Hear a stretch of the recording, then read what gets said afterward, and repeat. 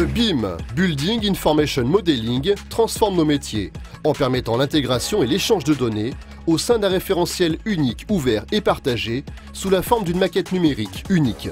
Le BIM et tous les logiciels, les processus qui l'entourent, c'est comme une boîte à outils. Chaque objet a une fonction, chaque objet a des informations qui lui sont rattachées.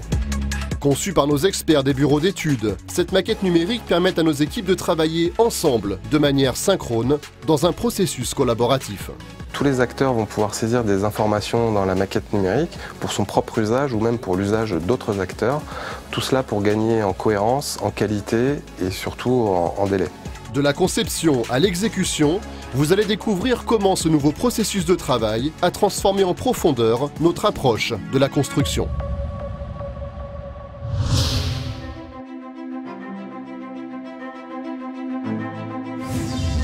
Tout commence au cœur des ateliers d'architecture qui travaillent sur la modélisation du projet en collaboration directe et simultanée avec les bureaux d'études. Les architectes esquissent l'ouvrage pour marquer leur intention architecturale et intégrer le projet dans son futur environnement. Puis ils le modélisent en utilisant les objets numériques puisés dans la bibliothèque partagée. Dans la chaîne de valeur du projet, chaque bureau d'études intègre son expertise grâce à la puissance des outils de simulation. Par exemple, sur cette animation, la réalisation d'un héliodon. Je suis en train d'étudier le comportement des ombres sur notre bâtiment. Je fais évoluer heure par heure, jour par jour. Et on peut, dans ce cas, voir si les logements, on peut les exposer différemment, de manière à ce qu'ils aient un meilleur accès à l'éclairage naturel. J'ai aussi la possibilité de faire des imageries solaires. Ça peut servir à positionner des équipements d'énergie renouvelable, par exemple.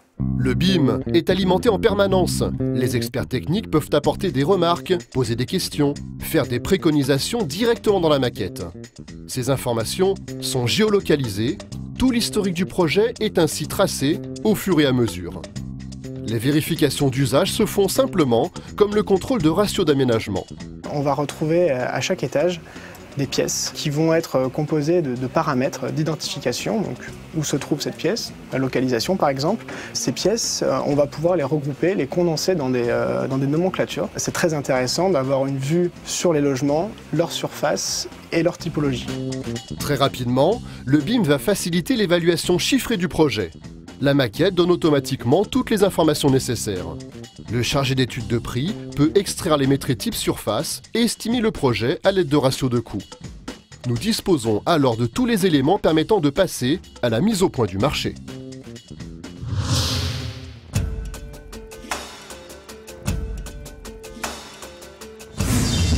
Dans cette deuxième phase, la modélisation et l'ensemble des études sont plus détaillés et plus riches en puisant dans les composants standards des achats.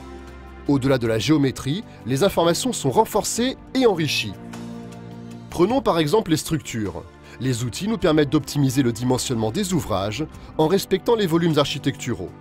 Pour s'assurer de la performance énergétique du projet, nous qualifions les isolants en détail et calculons grâce à la liaison avec nos outils de simulation l'enveloppe thermique du bâtiment.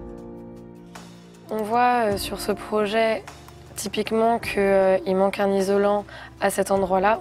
On rajoute un isolant de type Calibel 80+10. On passe sur notre logiciel de thermique. Nous avons bien du béton en 18 cm et le même isolant de type 80+13.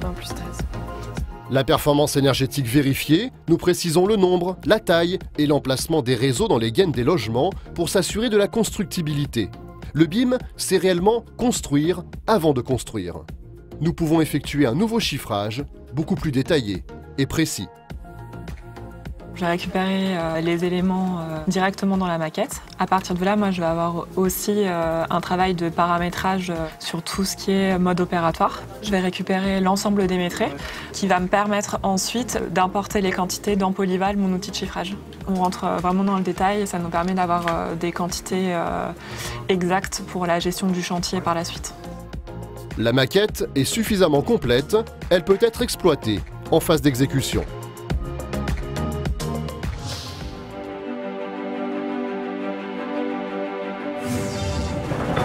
La maquette numérique va par exemple être utilisée pour le phasage de la sécurité réalisé par le bureau d'études des méthodes. Il en va de même pour la production des plans de coffrage. Là, je suis au pH R-2 et là, j'ai envie de leur faire une coupe précise pour leur montrer une ventilation. Et donc ici, voilà, j'ai réalisé une coupe où je donne les dimensions en hauteur pour qu'ils puissent bien positionner les ventilations. Les conducteurs de travaux et les chefs de chantier accèdent au modèle numérique, aux informations et à tous les documents nécessaires, notamment les derniers indices des plans depuis leurs outils informatiques, ordinateurs, smartphones, tablettes numériques. La maquette continue d'évoluer pour fournir à terme le modèle numérique complet du projet et participer à l'établissement du dossier numérique des ouvrages exécutés. En conclusion, le BIM, c'est un cadre de travail numérique partagé, des objets numériques adaptés, une structuration des données, des processus et des règles de fonctionnement, notamment via des réunions de coordination, du matériel adapté et des infrastructures informatiques collaboratives.